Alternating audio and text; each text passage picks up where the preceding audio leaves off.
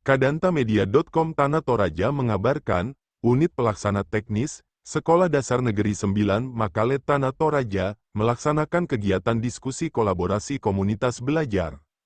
Diskusi kolaborasi komunitas belajar, di UPT Sekolah Dasar Negeri 9 Makale Tanah Toraja, dengan materi, pembelajaran mendalam.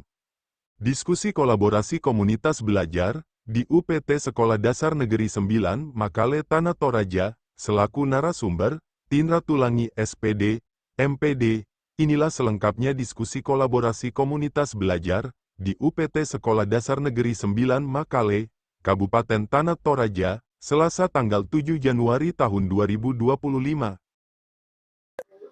Bapak Ibu, di dalam pembelajaran mendalam atau deep learning itu ada 3 prinsip pembelajarannya, yaitu berkesadaran atau dikenal dengan mindful, bermakna atau meaningful, dan menggembirakan atau meaningful.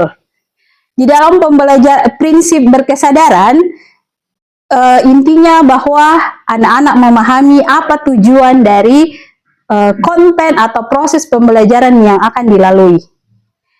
Pembelajaran bermakna, di dalamnya itu anak-anak diajak untuk memahami apa kaitan antara konten atau materi pembelajaran yang dia pelajari dengan konteks dunia nyatanya. Jadi, anak-anak akan merasa bahwa dia mengikuti pembelajaran atau konten pembelajaran yang dia dapatkan itu ada gunanya, tidak sia-sia dilakukan.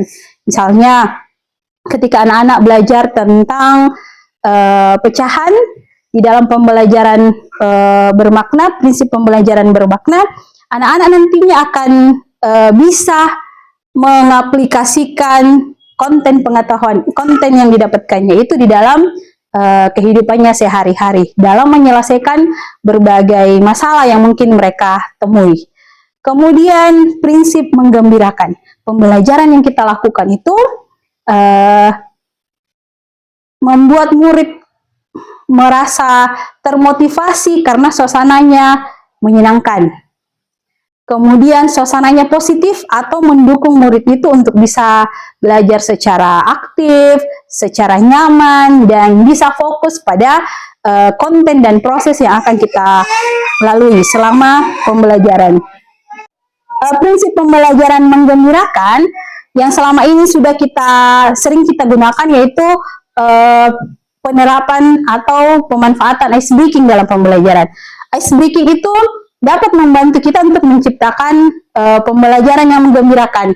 Namun perlu dipahami bahwa ice breaking yang kita gunakan itu pertama harus memenuhi kriteria menyenangkan. Tentu sudah pasti menyenangkannya karena anak-anak kita itu ketika melakukan ice breaking mereka senang, semangat, antusias. Bahkan ketika kita tepuk-tepuk tangan saja, anak-anak kita itu sudah senang dan termotivasi.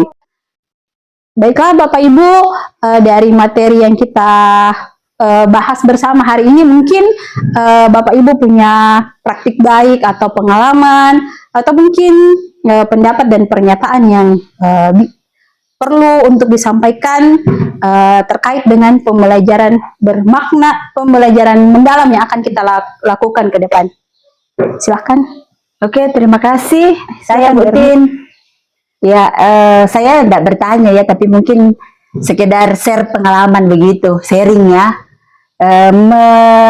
Mendengar tentang pembelajaran mendalam ini, saya jadi teringat. Saya dulu SD saya itu sekitar tahun 90-an, karena saya sekarang sudah umur 45 ya.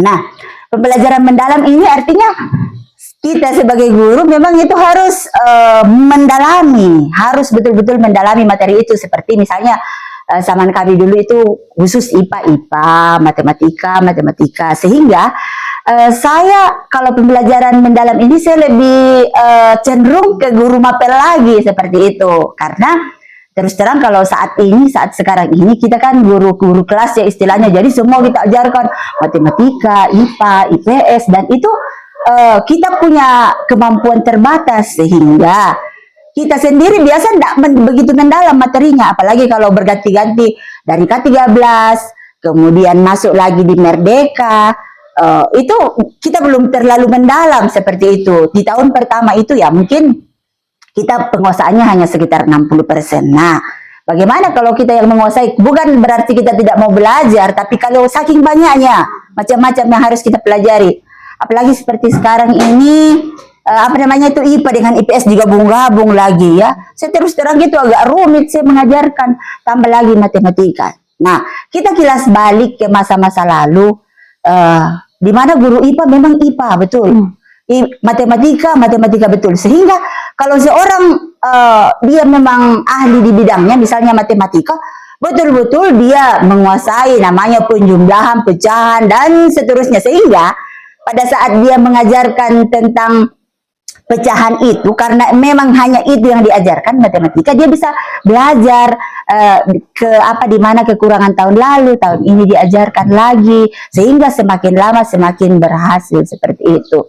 Jadi mungkin masukan saya ke depannya, mungkin pemerintah lebih berpikir bagaimana lagi merubah guru, pembelajaran guru di SD ini. Saya lebih cenderung kalau memang kita mau mendalam ya harus guru mapel seperti itu. Itu dari saya, terima kasih. Ya, terima kasih. Untuk bisa mengajarkan sesuatu secara mendalam, tentu dibutuhkan seorang pengajar yang expert atau ahli di bidangnya, supaya dia bisa sampai ke akar-akarnya. Jadi mungkin ya harapan kita untuk hal ini, karena berhubungan dengan regulasi, harapan kita adalah kedepannya pemerintah bisa memikirkan solusi atau trik yang bisa mengatasi keresahan-keresahan kita seperti yang tadi disampaikan oleh Ibu Erni ya. Kadantamedia.com Tanah Toraja, Anton mengabarkan, dari UPT Sekolah Dasar Negeri 9 Makale Tanah Toraja Sulsel.